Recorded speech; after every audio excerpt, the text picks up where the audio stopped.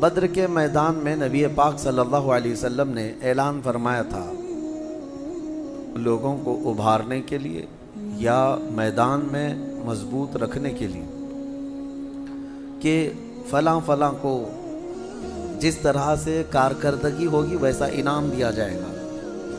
تو اس میں جتنے جوان تھے وہ میدان میں کود پڑے ہیں، جو بوڑھے صحابہ تھے عمر والے وہ جھنڈوں کو مورچوں کو سنبھالے ہوئے تھے، خیموں کو سنبھالے ہوئے تھے۔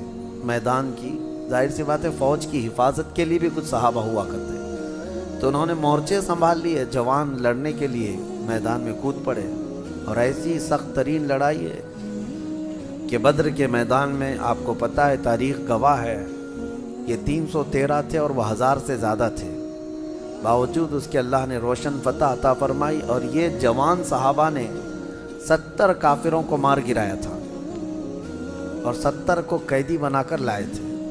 اب مسئلہ یہ تھا کہ حضور نے جو اعلان فرمایا تھا جس کی جیسی کارکردگی ہوگی ویسا انعام ہے، تو جو جوان صحابہ تھے ان میں یہ باتیں چلنے لگی جو بدر کا مال غنیمت ہے وہ غالباً جوان صحابہ کو زیادہ ملے گا۔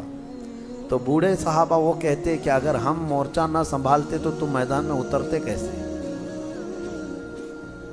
بہت تیز ہمارے حاجی صاحب جو ہے بے شک فرماتے ہیں، کیونکہ بوڑھوں کا اپنا ایک رول ہوتا ہے۔